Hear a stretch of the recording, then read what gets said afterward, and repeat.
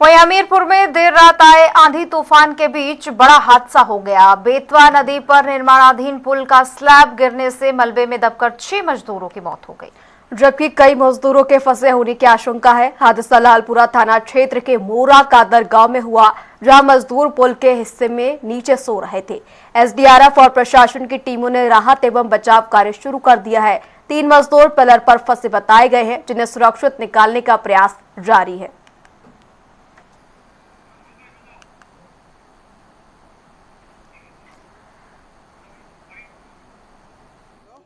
रात में तूफान आया। तूफान की वजह से ये ऊपर जो निर्माण का कार्य चल रहा था, तेज आंधी और तूफान की वजह से पुल गिर गया। इसमें कुछ लोग कार्य कर रहे होंगे, वो फंस गए।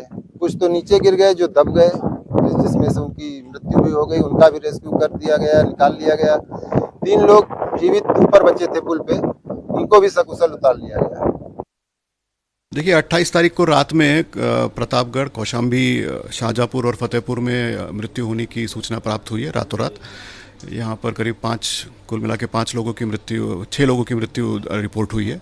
और हमीरपुर में एक जगह पे, जहाँ पे एक निर्माणाधीन पुल था, वहाँ पे रात में निर्माण का कुछ जो पोर्शन होता है वो गिरने की वजह से नीचे सो रहे 6 लेबर जो है उसकी चपेट में आ गए, उनकी मृत्यु हुई है।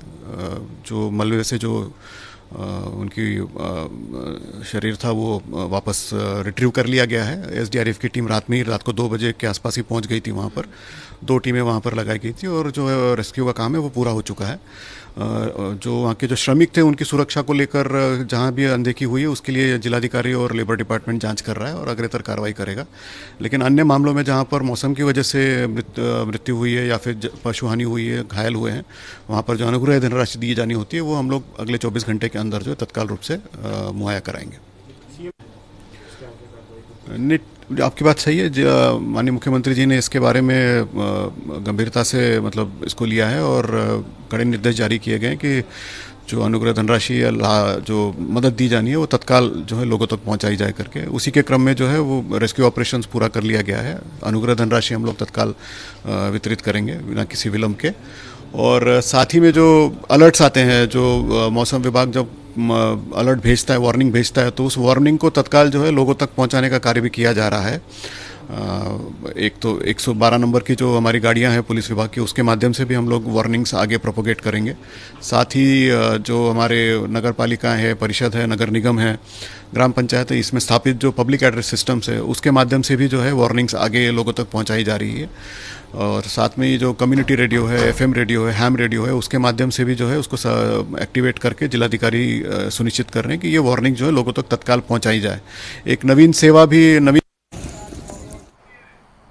इसी पर ज्यादा जानकारी के लिए अंकित हमारे सहयोगी हमारे साथ लाइव जुड़ गए। अंकित, देर रात का यह हादसा, अब भी अगर हम बात करें क्या कुछ स्थिति देखने को मिल रही है? 6 लोगों की मौत की बात सामने आ रही है।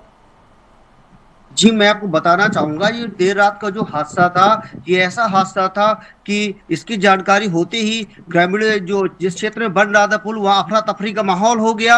और जिस तरीके से पुल गिरा है, ये बहुत बड़ा सवालिया निशान खड़ा करता है कि उसकी क्वालिटी, कि किस तरीके से उसका निर्माण किया जा रहा था, कैसे उसके सुरक्षा के इंतजाम थे और रात में क्यों काम किया जा रहा था। और दूसरी बात मैं आपको बता दूं, यदि वहां की पब्लिक की बात की जाए तो जैसे हादसे की जानकारी हुई, फिर वहां पे ग्रामीणों का हजारों की संख्या पर जनसैलाब इकट्ठा हो गया। पुलिस को काफी बड़ी मशक्कत करनी पड़ी उनको हटाने के लिए, रेस्क्यू करने के लिए। लेकिन ये जो जद्दोजहद चल रही थी ग्रामीणों और पुलिस के बीच में, ये बराबर जारी रही। और यदि रेस्क्यू की बात की जाए तो ये घटना लगभग रात 2 से 2:30 बजे के बीच की है। और एक सबसे बड़ा सवाल यह है कि जब मोबाइल पे अलर्ट दिया जाता है कि मौसम खराब है, आंधी तूफान आना है, 80 से 90 की प्रति किलोमीटर के हिसाब से हवा चलनी है, उसके बावजूद रात में जो काम चलता रहा, लेबर जो वहां काम करती रही, ये बहुत बड़ा प्रशासन के लिए सवालिया निशान है। बिल्कुल अंकित, देखिए इस पूरे मामले पर क्योंकि आप नजर बनाए हुए हैं, अभी तक कार्रवाई को लेकर क्या कुछ कहा जा रहा है? कौन लोग हैं जिनकी जिम्मेदारी पर बात आ रही है? क्योंकि प्रशासन की ओर से लोगों को निकालने का काम जारी है, तमाम काम जारी है, लेकिन कार्रवाई को लेकर क्या कुछ अपडेट है?